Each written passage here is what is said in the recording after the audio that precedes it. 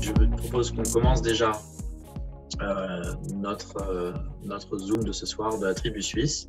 Donc, on accueille Laurie Barnier, qui est gestionnaire de portefeuille au Fonds mondial de la lutte contre le sida, la tuberculose et le malaria.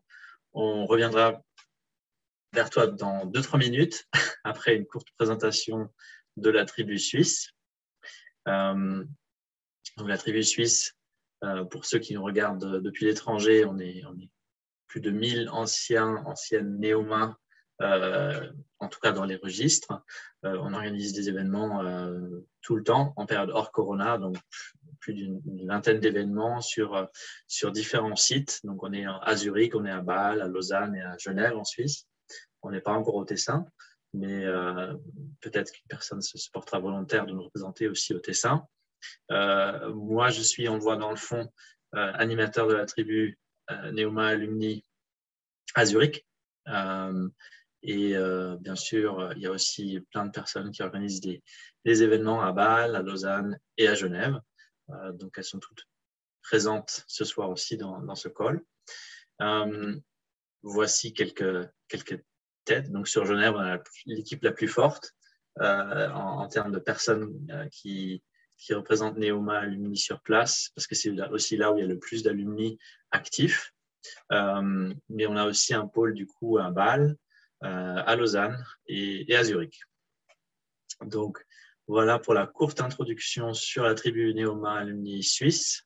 Et je laisse maintenant la parole à Laurie Barnier.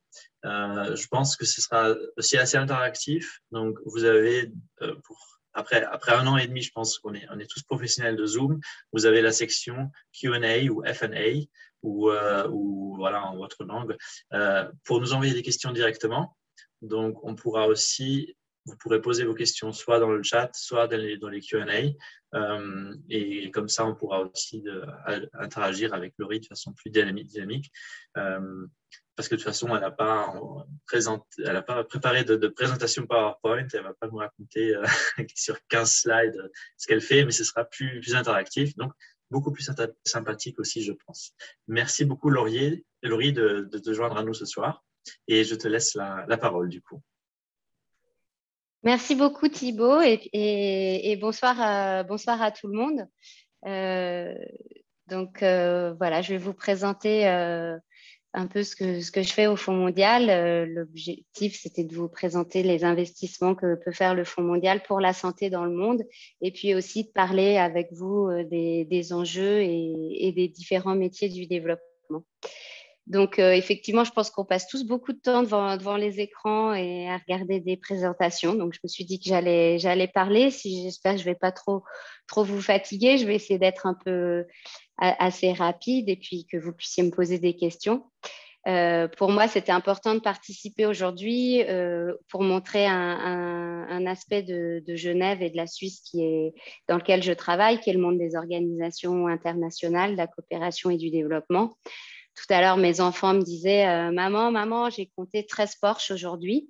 Donc, j'en ai compris que la Suisse, c'était aussi le pays de la Porsche, mais pas que. Et donc, moi, ce soir, je voulais parler des métiers du développement. Donc, juste pour me présenter, j'ai fait Neoma Rouen. Je suis sortie en 2004. J'ai travaillé un petit peu dans le secteur privé. Et puis ensuite, j'ai eu envie de m'engager plus dans le secteur de la coopération internationale. Et pour ça, j'ai fait un master de sciences politiques à la Sorbonne sur les questions de coopération internationale et action humanitaire.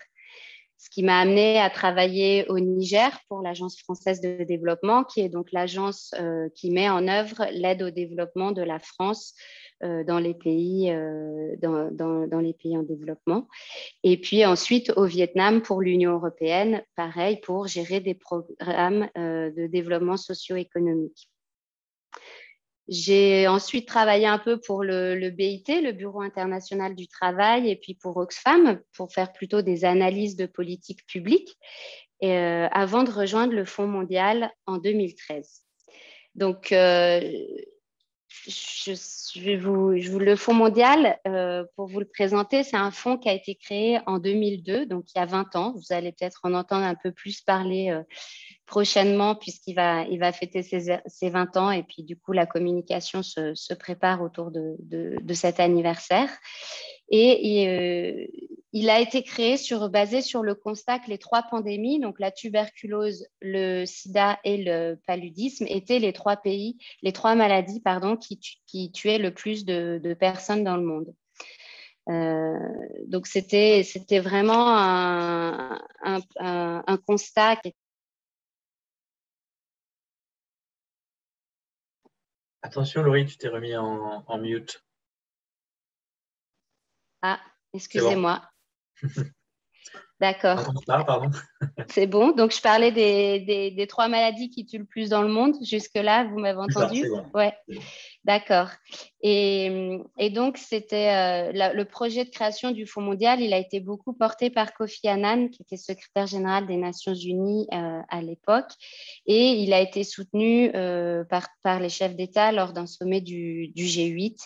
En 2001 et ça a abouti à la création de ce fonds en 2002. Donc, c'est un fonds qui prend ses ressources, qui est alimenté par les États principalement, donc les États-Unis, la France. On a à peu près 100 pays donateurs qui contribuent à ce fonds. Et en avril 2002, pour vous dire, le Fonds mondial, c'était une petite structure d'une cinquantaine de personnes basées à Genève qui signaient les premières subventions avec les pays pour la lutte contre les maladies. Et on parlait à l'époque de 378 millions de dollars. Récemment, le Fonds mondial reconstitue les ressources, donc s'adresse aux États sur un cycle de tous les 3 ans pour pouvoir mettre en œuvre des programmes. Et donc, la dernière conférence a été tenue par Emmanuel Macron en 2019. Vous en avez peut-être entendu parler. Et là, elle a permis de lever 14 milliards de dollars de fonds. Donc, c'est un peu pour montrer l'expansion. On est parti de 378 millions et aujourd'hui, on gère 14 milliards sur 3 ans. Récemment, avec le Covid, les États-Unis se sont aussi engagés à fournir 3,4 milliards de dollars en plus. Et ça, on les a confiés au Fonds mondial pour la gestion d'une partie de la réponse Covid dans les pays du Sud. Donc ça, c'est un petit peu voilà, comment le Fonds mondial a grandi. Mais depuis les 20 ans du Fonds mondial, en tout, c'est surtout, on estime qu'il y a 44 millions de vies qui ont été sauvées grâce aux différents programmes qui sont mis en œuvre par le Fonds mondial.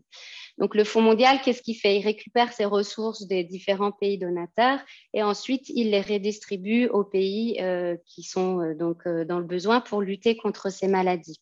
Donc, il y a une grosse partie des financements qui vont en Afrique, mais il y en a aussi en Asie, en Amérique du Sud, en Europe de l'Est. Donc, il y a vraiment un grand nombre de pays qui sont couverts.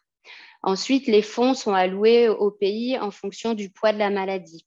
Donc, si vous regardez aujourd'hui, par exemple, pour la lutte contre le paludisme, la République démocratique du Congo et le Nigeria sont les deux pays qui réunissent à peu près 25% des cas de décès de palud dans le monde. Et donc, c'est eux qui ont les plus grosses allocations pour lutter contre ces maladies-là. Donc, juste pour vous parler un petit peu des trois maladies. Donc, le paludisme, pour ceux qui ont voyagé, vous avez peut-être déjà pris une prophylaxie pour être sûr de ne pas vous choper le palu pendant vos missions à l'étranger. Donc, c'est une maladie qui s'attrape à travers une piqûre de moustique. C'est un parasite que vous pouvez attraper et qui vous rend malade avec des fièvres et des douleurs importantes. C'est une maladie d'ailleurs qu'on pouvait attraper en France, il il y a une centaine d'années et qui aujourd'hui a été éradiquée. Donc, c'est une maladie qui a été éradiquée dans plein de pays, mais qui reste très présente, notamment, du coup, je vous parlais du Nigeria, de la RDC, et en Asie, où là, on a d'autres défis et le principal défi en Asie, c'est la résistance aux médicaments. Donc, pour lutter contre cette maladie, les types de financement qu'on met en place, c'est pour des actions de prévention. Donc, comment est-ce que les gens peuvent se prémunir d'avoir le paludisme? Et c'est beaucoup de la distribution de moustiquaires pour que les gens puissent dormir sous moustiquaires, qui sont des moustiquaires imprégnés d'insecticides, puissent dormir sous moustiquaires la nuit et se protéger. Et puis, bien sûr, tous les traitements. Depuis que le Fonds mondial intervient, donc en 2002, on a observé une diminution des décès de 45%. Donc, ces interventions, elles ont vraiment eu un impact aujourd'hui sur le nombre de décès annuels dans les pays. Et c'est pour ça que c'est très important, d'ailleurs, même en temps de Covid, de pouvoir continuer ces interventions. J'en reparlerai un peu après. Pour la tuberculose, donc la tuberculose, c'est une maladie qui est une des plus meurtrières. Aujourd'hui, on estime qu'un quart de la population est porteuse de la tuberculose, mais seulement 5 à 10% de cette population déclare la maladie. C'est une maladie qui est donc hautement infectieuse et pour laquelle il est vraiment important de dépister les cas. C'est une maladie qui est assez proche du Covid, qui peut avec des toux qui s'attrapent, qui se transmet à travers des toux, et pour lesquels les traitements existent, mais ils sont bien sûr très longs. Donc là, les interventions qu'on a, c'est bien sûr l'importance de dépister les cas et notamment de s'assurer que tous les cas sont dépistés, puisqu'un cas dans la nature qui a la tuberculose, qui tousse et qui ne sait pas, transmet à de nombreuses personnes, et puis d'assurer les traitements. Donc en termes de résultats, depuis 2015, aujourd'hui, on finance 4 fois plus de traitements qu'avant. Et sinon, juste pour vous donner une ordre de grandeur des décès de tuberculose en 2019, c'était 1,4 million de personnes. C'est une des maladies qui tue le plus au monde. La troisième maladie sur laquelle on intervient, c'est le sida, le VIH. Alors là, un des gros défis, au début des années 2000, on avait une prévalence dans certains pays qui était vraiment très, très élevée, avec dans certains pays jusqu'à plus de 60% de la population qui était porteuse. Et donc, les interventions, elles touchent à la fois la prévention, donc prévenir les personnes, comment est-ce qu'on attrape, comment est-ce qu'on se protège, le dépistage et puis la mise sous traitement. Aujourd'hui, quelqu'un qui est sous traitement peut vivre très longtemps. Et on observe là, pour le coup, une diminution des décès de 68% aujourd'hui dans le monde par rapport au pic de l'épidémie qui était en 2004. Donc aujourd'hui, dans le monde, il y a à peu près 38 millions de personnes on estime qui ont le sida. Il y en a 28 millions qui sont sous ARV, donc sous traitement, et donc dont 21 millions sont financés, ont ce traitement grâce au financement du Fonds mondial. Est-ce que du coup, est-ce que c'est OK si jamais il y a des questions qui rentrent, on t'interrompt, ou est-ce que tu veux Oui, bien sûr. Là, je peux peut-être juste expliquer un peu l'impact du Covid rapidement. Ce que je voulais dire juste, c'est que par rapport, donc là, je vous ai un peu montré les progrès qui avaient été faits depuis le début. Et le Covid, quand il est arrivé, ça a été un très, très gros défi pour nous. Par exemple, en 2020, on a eu les résultats pour la première fois du Fonds mondial ont décliné. Donc, on a eu beaucoup de 42, on a eu beaucoup de personnes qui avant se rendaient dans les centres de santé pour se faire soigner, un peu comme chez nous, qui ne s'y rendaient plus et donc qui n'ont pas été testés pour la tuberculose ou qui ne sont pas venus chercher leur traitement ou beaucoup de craintes. Et ça a été pour le Fonds mondial un gros défi l'année dernière et encore cette année, était de voir comment est-ce qu'on continue à assurer les traitements et les interventions qu'on fait tout en tenant compte de l'impact du Covid. Voilà, alors après, je voulais vous parler un peu de ce que je fais moi et des différents métiers, mais je peux déjà prendre des questions maintenant, comme ça, c'est peut-être moins long, s'il y en a. Comme ça, on a la relation directement par rapport à ce que tu as dit précédemment. Est-ce qu'il y a par exemple une coordination sur le terrain avec MSF ou d'autres organismes, ou comment est-ce que vous agissez du coup sur le terrain? Parce qu'on parle de fonds, on parle de beaucoup d'argent, mais quelle tête est-ce que ça a sur le terrain? Voilà, donc j'allais un petit peu en parler en expliquant ce que je faisais, mais justement, alors au sein du Fonds mondial, il y a une unité qui s'appelle la gestion des subventions, qui gère justement les fonds sur le terrain. Et là, il y a justement un travail de coordination qui est très, très important. Si on prend, donc moi, je travaille sur la République démocratique du Congo et aujourd'hui, il y a le Fonds mondial qui finance la lutte contre le paludisme, mais il y a aussi PMI, qui est l'initiative américaine pour la lutte contre le paludisme. Il y a aussi d'autres organisations. Et donc, une partie de notre travail, c'est de discuter avec les autorités, donc le gouvernement, mais aussi avec les autres donateurs, donc Banque mondiale et les Américains, des ONG comme MSF, tous les acteurs locaux ou qui interviennent localement pour se coordonner et assurer qu'on rationalise l'aide qui est donnée, qu'il n'y ait pas de duplication. Donc ça, c'est une grosse partie du travail qu'on fait aussi actuellement, par exemple, sur le Covid, puisque Gavi finance, dont vous avez peut-être entendu parler, finance tout ce qui est de la partie vaccination pour le Covid, et le Fonds mondial va financer toutes les autres interventions. Donc ça nécessite beaucoup de coordination, effectivement, avec tous les acteurs de terrain.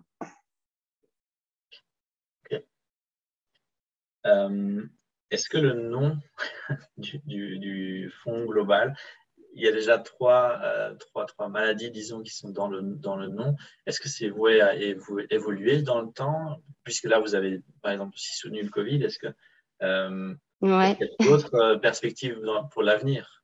D'autres sujets? Alors voilà, ça c'est un peu l'évolution du Fonds mondial. En 2002, c'était vraiment une approche que je dirais qui est très verticale. Donc on s'est dit on va s'attaquer au sida, à la tuberculose, au paludisme dans les pays. Et puis depuis, je dirais que le Fonds mondial a un peu fait de chemin parce qu'on se rend compte que si on n'intervient que pour s'assurer que les produits pour le palu sont sur les étagères des centres de santé, ça ne suffit pas. Il faut aussi qu'on travaille au niveau du renforcement du système de santé en général. Et ça, c'est le travail que je fais moi plus précisément. Donc, le Fonds mondial donne de plus en plus de fonds pour des interventions transversales du renforcement du système de santé. Donc, quand je dis renforcement du système de santé, c'est à la fois renforcement de la chaîne d'approvisionnement des médicaments, comment est-ce qu'on s'assure que le pays a les ressources et les moyens en place pour pouvoir amener les médicaments d'un point A à un point B. C'est les ressources humaines, comment est-ce qu'on s'assure que les médecins sont bien formés, qu'ils ont les bonnes compétences pour pouvoir exercer leur métier, qu'ils sont aussi motivés pour le faire, puisqu'on connaît aussi dans ces pays le problème de ressources.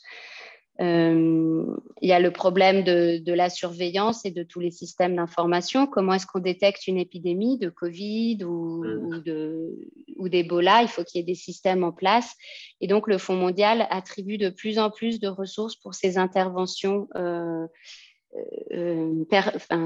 cross-cutting, ces interventions transversales. Puisque aussi, je pense qu'aujourd'hui, on se dit on ne peut pas atteindre plus de résultats dans les 3 maladies si on ne renforce pas cette base dans les pays. Maintenant, depuis 2 ans, il y a le Covid aussi. Alors, est-ce que le Fonds mondial va changer son nom? Je ne pourrais pas te dire. En tout cas, pour les 20 ans, ils sont en train de revoir tout le branding, l'image, les logos et tout ça qui était orienté avant sur 3 couleurs, les 3 couleurs de la maladie, et pour en faire quelque chose qui soit plus inclusif, je dirais. Ouais, d'accord. Et il y a une dernière question. Tu en parlais tout à l'heure du financement qui venait des États. Est-ce qu'il y a aussi du financement privé qui est voulu, accepté ou même Oui, pas? tout à fait. Donc, il y a beaucoup de partenariats qui sont faits aussi et de financement privé. Par exemple, il y a la Rockefeller Foundation qui donne des fonds pour tout ce qui est investissement communautaire. On a des partenariats avec Bill Gates, avec Orange, à un moment, il y a eu un partenariat en discussion avec Heineken qui avait fait un peu de bruit voilà, mais il n'y a pas que des financements des gouvernements, il y a aussi des fondations et des privés qui apportent du financement au Fonds mondial. Très bien, merci. Dans ce cas, pour l'instant, il n'y a pas d'autres questions. Je te laisse continuer sur ton parcours à toi, sur tes activités à toi. D'accord. Donc, moi, je voulais juste vous présenter un des métiers, mais il y en a beaucoup. Donc, moi, mon rôle aujourd'hui, je suis gestionnaire de fonds pour justement les fonds de renforcement du système de santé pour la République démocratique du Congo. Donc, j'ai en gros les investissements pour le renforcement du système de santé, c'est 54 millions de dollars sur 3 ans. Et puis aujourd'hui, on est en train de négocier à peu près 10 millions de dollars en plus pour le Covid. Donc, je travaille sur plusieurs aspects. Mon métier, il consiste en plusieurs choses. D'abord, de m'assurer que le pays Donc, comment ça se passe? C'est que le Fonds mondial vient voir le pays et lui dit, voilà l'enveloppe auquel vous avez le droit. Dites-nous ce que vous allez faire avec et comment vous allez l'utiliser. Donc, moi, il y a tout un regard sur le programmatique, sur est-ce que ces investissements font sens, et de coordination. Est-ce que ces investissements ne sont pas dupliqués avec ceux que font les autres partenaires? Donc, sur le programmatique, c'est les investissements en supply chain, comme chaîne d'approvisionnement, les ressources humaines, le système d'information sanitaire, la surveillance. Donc, sur des investissements comme ça. Il y a tout un travail qui est assez politique en coordination forcément avec le ministre de la Santé et les différents directeurs du ministère qui sont directement en charge de la mise en œuvre d'une partie de ces investissements. Et puis, il y a des aspects financiers. Donc, le Fonds mondial donne des fonds, mais doit aussi s'assurer vis-à-vis de ses partenaires de la bonne gestion des fonds. Donc, il y a un travail d'analyse du risque quand on finance une activité. Quels sont les risques qu'on prend et qu'est-ce qu'on est prêt à prendre comme risque pour avoir les résultats qu'on souhaite. Et puis, il y a toute la partie partenariat dont on a déjà parlé. Donc, dans une équipe comme dans l'équipe de la République démocratique du Congo au Fonds mondial, moi, je travaille aussi avec des gens qui sont financiers, qui regardent vraiment les aspects financiers de la gestion des fonds, des experts qui sont plutôt santé publique, donc qui ont cette vision sur les différentes activités, ou des rôles plus sur pharmaceutique quand on parle de l'achat des médicaments. Donc ça, c'est vraiment les métiers qu'on trouve au Fonds mondial au sein de grant management, de la gestion des subventions, des équipes gestion des subventions. Mais sinon, le Fonds mondial, bien sûr, il regorge de métiers et d'ailleurs de gens qui sont issus d'écoles de commerce, parce que finalement, ils ne fonctionnent pas assez différemment d'une entreprise, je dirais.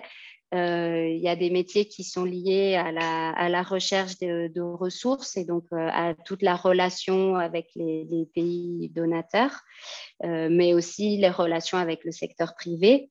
Il y a tout un aspect de communication qui est très important. Vous verrez sur le site du Fonds mondial qu'il y a pas mal de vidéos, il y a pas mal de choses qui sont faites aussi pour communiquer à la fois sur ce qu'on fait et sur comment on le fait. Il y a un département d'appui technique. Alors là, ce n'est pas trop des gens qui ont un profil école de commerce, c'est plutôt des gens qui ont fait de la santé publique, donc qui, eux, conseillent sur les investissements. Et puis, on a les fonctions support classiques qu'on connaît, comme les ressources humaines ou autres. On a aussi, on a la partie gestion des finances qui est la partie liée directement au programme, donc en lien avec les pays, et puis une partie qui est plus finance corporate, à la fois pour gérer les ressources du Fonds mondial et du secrétariat. Donc aujourd'hui, on est à peu près 1000 personnes dans ce fonds à gérer les ressources, et puis des fonctions plus financières de gestion de la trésorerie ou de gestion du change. Puisque les donations arrivent de tous les pays dans toutes les monnaies et puis sont retransférées soit en dollars, soit en euros. Donc, il y a aussi toute cette gestion à avoir entre la gestion du taux de change, mais aussi la gestion de quand est-ce qu'on reçoit de la trésorerie, je dirais, quand est-ce qu'on reçoit les fonds des pays donateurs versus quand est-ce qu'on les donne aux pays récipiendaires pour la mise en œuvre des programmes.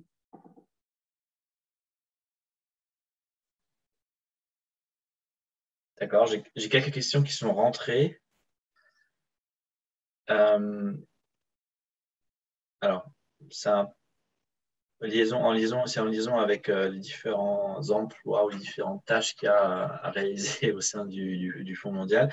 Est-ce que vous avez aussi pour les jeunes qui sortent d'université, qui sortent d'école de commerce, des graduate programmes ou des postes pour les juniors, justement? Alors, des graduate programmes, non. À un moment, il y avait des stages. Maintenant, je sais que pendant le Covid, le Fonds mondial avait suspendu un peu tout ce qui était stage. Par contre, il y a des postes pour des jeunes diplômés. Et je dirais qu'en ce moment, il y a même beaucoup d'opportunités. Le Fonds mondial recrute énormément depuis 2 ans. Le problème chez nous, c'est plutôt de trouver des gens pour arriver à gérer les fonds voilà, plutôt. Donc, avec le Covid, comme on a reçu 3 milliards additionnels, du coup, il y a besoin de ressources additionnelles en plus pour le gérer. Et il y a des postes juniors qui sont ouverts. Donc qui sont et ça, pour les voir, vous pouvez aller sur le site du Fonds mondial qui les publie. Après, s'il y a des gens ici qui sont intéressés, qui veulent connaître plus sur le profil de poste, qu'est-ce que ça implique, bien sûr, il ne faut pas hésiter à me contacter. Moi, je suis disponible pour échanger plus par rapport à ça. Merci. Étant donné que les pays financent quand même une grosse partie du budget, est-ce que derrière, il y a aussi des attentes? C'est-à-dire, si un pays A va donner des fonds au Fonds mondial, est-ce qu'ils peuvent avoir des attentes? Est-ce qu'ils peuvent diriger les aides dans une direction, dans un pays? Comment est-ce que ça fonctionne? Alors, quand ils donnent les fonds, nous, par exemple, ils sont rarement tracés pour tel ou tel pays. C'est-à-dire qu'ils sont tous mutualisés ensemble et puis ensuite redispatchés vers les différents pays.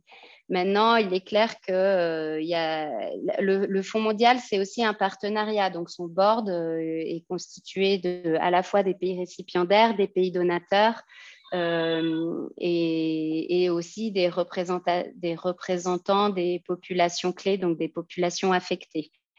Donc, tous ces gens-là étant au board, bien sûr qu'il y a aussi un contrôle et des attentes par rapport à ce qui est fait et qu'on peut ressentir. Par exemple, après, dans ma position, par exemple, quand on présente une demande de financement, elle va être revue. Je prends l'exemple là très concret du Covid. Donc là, on est en train de voir qu'est-ce qu'on va financer avec les fonds qui ont été donnés à la RDC pour le Covid. Une fois que la proposition est établie et que nous, on la juge assez forte, elle est partagée avec tous les partenaires, donc les Américains, les Français, les différents partenaires qui regardent et reviennent vers nous avec des commentaires et des discussions. Donc, il y a un aspect relationnel, en tout cas important à gérer avec les autres, avec les pays, puisque on travaille toujours les uns avec les autres. Oui. D'accord.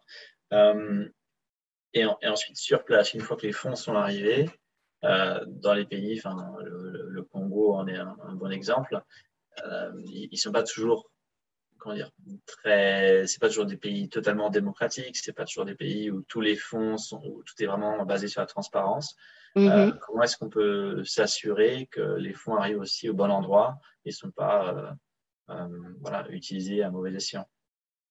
Alors, c'est toute la difficulté puisqu'on intervient dans des pays, des environnements complexes où la gouvernance n'est pas forcément de très bonne réputation. Et en fait, on a des mécanismes de contrôle. Donc, je dirais que c'est ce que j'évoquais en disant on travaille il y a un aspect gestion du risque qui est très important. Donc, on opère dans des environnements qui sont risqués, ça c'est clair. Et pour moi, par exemple, sur mon portefeuille, l'important c'est de pouvoir évaluer quels sont les risques principaux, pardon, et de pouvoir les remonter au management. Et on a des réunions régulières où on explique, voilà, cette activité, on va pouvoir la mettre en œuvre. Maintenant, les risques sont là et il y a quelque part une acceptation des pays de prendre une certaine prise de risque pour pouvoir atteindre des résultats. Maintenant, on a des mécanismes de contrôle. Donc, sur place, on a des agents qui vont vérifier la mise en œuvre des activités, qui font des contrôles réguliers pour voir que les fonds sont bien utilisés. On a aussi une inspection générale donc auquel n'importe qui peut écrire aujourd'hui pour dénoncer une suspicion de fraude ou un problème sur nos subventions. Donc, même moi, si j'entends dire que j'ai tel ou tel doute, je vais les contacter et eux vont faire des enquêtes et publier tout ça. Et puis, après, ça aboutit aussi à des demandes de remboursement. Si, par exemple, actuellement, on est en train voilà, on est en train de revoir certaines dépenses qui ont pu être frauduleuses ou mal gérées. Et puis ensuite, on va les discuter avec les parties prenantes pour faire des demandes de remboursement. D'accord. Donc oui, il y a toujours une partie de risque et il y a toujours des choses qui ne se passent pas. Tout n'est pas 100% forcément bien justifié voilà, mais ça fait partie, je dirais, du métier, c'est de voir comment est-ce qu'on peut limiter ce risque et faire au mieux. Et quand il y a des problèmes, demander le remboursement de ces fonds. Parce que les réceptionnaires sur place, c'est des gouvernements, c'est des sociétés privées, Ouais, on a différentes entités, donc on passe souvent par le ministère de la Santé, qui est le premier, je dirais, récipiendaire de fonds et puis concerné par les questions de santé dans le pays. Mais il y a aussi des ONG nationales, des ONG internationales et parfois même, j'ai déjà entendu des entreprises comme un Papouasie-Nouvelle-Guinée, par exemple, je crois qu'il y a même Total qui met en œuvre certaines subventions. Donc, c'est différentes entités qui peuvent faire la mise en œuvre. D'accord. Pour l'instant, pas d'autres questions.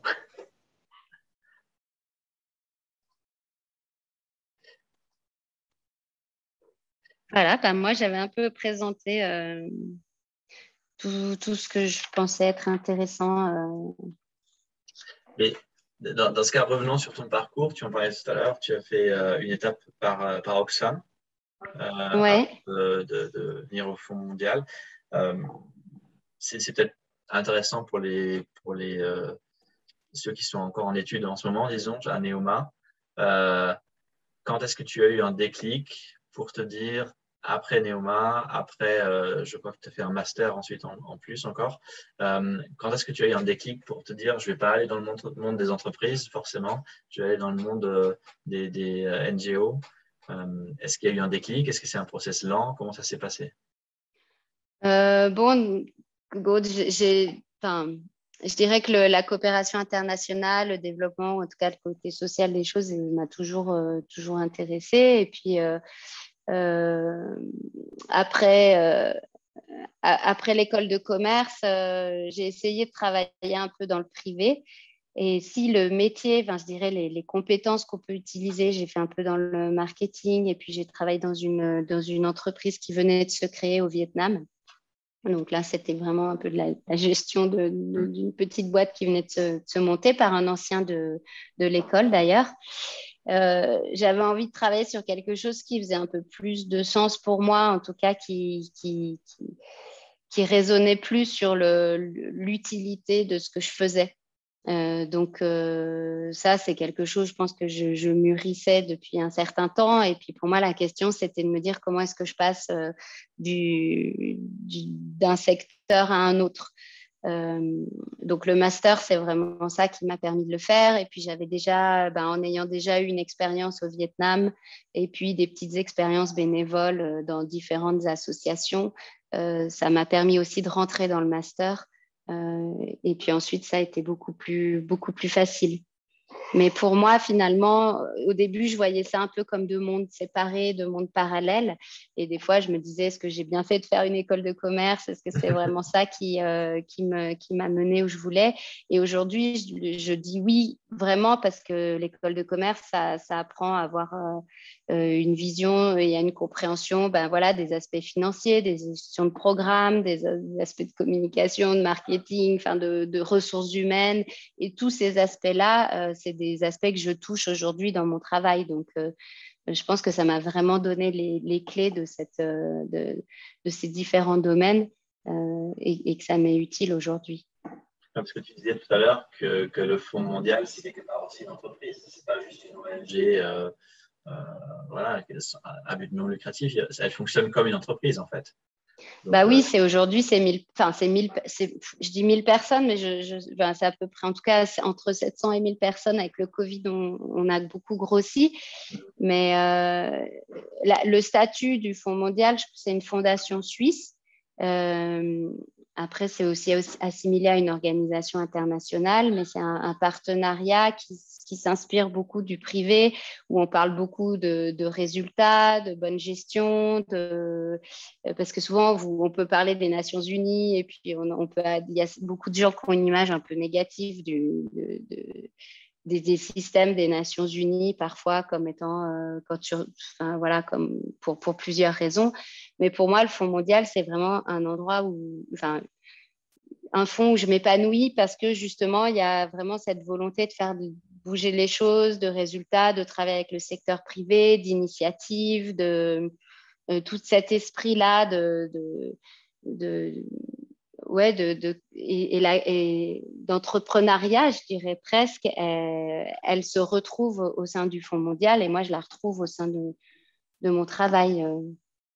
C'est pas juste gérer les choses comme elles viennent, mais il y a vraiment un côté proactivité qui est attendu de la part des gens qui sont au sein du Fonds mondial, qui pour moi rend tout le travail dynamique, quoi. D'accord. Et est-ce que vous avez des rendez-vous, des séances de travail communes avec la Croix-Rouge, l'OMS, d'autres organisations qui sont un peu dans le même domaine, peut-être moins spécialisées que vous? Oui, régulièrement. Régulièrement. Alors, l'OMS, c'est plus un organe qui est régulateur, donc qui va dire, qui va donner les règles, mais ils font aussi un peu de mise en œuvre. Donc, on a des réunions très régulières et à tous les niveaux. C'est même essentiel à la fois pour les aspects de coordination dont on parlait tout à l'heure, mais les aspects de complémentarité. Par exemple, l'OMS va donner des règles en termes de traitement pour les patients, valider tel ou tel médicament plutôt qu'un autre, tel ou tel traitement. Et nous, on va se référer à l'OMS pour savoir quels sont les médicaments qu'on peut financer. Donc, on a des réunions régulières et à tous les niveaux, je dirais soit au niveau corporate pour des discussions plus générales, soit au niveau opérationnel pour justement tous ces aspects de coordination et de complémentarité. Je parlais de la Croix-Rouge. À un moment, il y a aussi beaucoup de ces organisations qui reçoivent nos fonds pour la mise en œuvre. Donc, dans ce cadre-là, on a des échanges réguliers. D'accord, très bien. Et est-ce que dans tes tâches, nous disons régulières, en temps normal, hors Corona, est-ce que tu es aussi amené à voyager sur place pour voir sur place les infrastructures construites, un peu les résultats de ton travail? Oui, alors je voyageais entre 4 à 6, 7 fois par an. Je me rendais sur place à peu près une semaine à 10 jours selon le type de voyage, parce que des fois, la RDC, c'est très grand, et puis d'aller d'un point A à un point B, c'est beaucoup d'avions. Mais donc, oui, en général, on va plusieurs fois par an dans les pays pour suivre les programmes et puis à la fois sur le terrain, voir ce qui se passe et à la fois au niveau central, travailler avec le ministère pour le suivi et la mise en œuvre des programmes ou avec les ONG, les partenaires. Donc, c'est un métier qui implique pas mal de voyages. Ouais. Ouais. Mais dans un environnement quand même assez intéressant, très intéressant. Donc, je n'ai pas reçu d'autres questions pour l'instant. Si jamais des personnes souhaitent poser des questions dans le Q&A ou dans le chat directement, allez-y maintenant. Dans tous les cas, cette vidéo est enregistrée, donc elle pourra être repartagée par la suite sur les réseaux Neoma Alumni. Merci beaucoup déjà, Laurie, pour ton intervention. De rien, au plaisir. Tu nous as fait voyager dans ce que tu as dit, dans ce que tu as partagé. Et j'espère que la boîte mail du Fonds mondial va résister aux candidatures qui vont arriver, parce que c'est vraiment très intéressant ce que tu fais et ce que le Fonds mondial fait. Donc, merci beaucoup pour ta participation ici ce soir. Merci beaucoup, Thibaut. Et puis, merci à tout le monde pour le temps passé ici, à quelqu'un qui connaît très bien le Niger, Marine, qui a vécu au Niger. Et puis, en tout cas… Oui, vous m'entendez? Oui. Je me suis mariée au Niger. Ah, formidable. Mon mari est nigérien. Et donc, du coup, je connais parce que j'y ai voyagé évidemment plusieurs fois. Et puis, je travaille aussi avec des organisations internationales. Donc voilà, ça faisait vraiment écho à mon travail aujourd'hui. Donc, je travaille pas pour, mais je les aide à atteindre leurs objectifs. Donc, merci beaucoup, Laurie, pour cette intervention qui était vraiment très, très intéressante. Au plaisir. Et puis, s'il y a des gens qui veulent me contacter, bien sûr, il ne faut pas hésiter. Je serais ravie de discuter plus s'il y a d'autres questions. Je pense qu'on va te taguer de toute façon sur LinkedIn, sur le post, les vidéos. Donc, je pense qu'on pourra te contacter par ce biais-là, dans tous les cas. Très bien. Donc, merci beaucoup. Merci à vous. Bonne soirée. Bonne soirée encore à tous. Au revoir.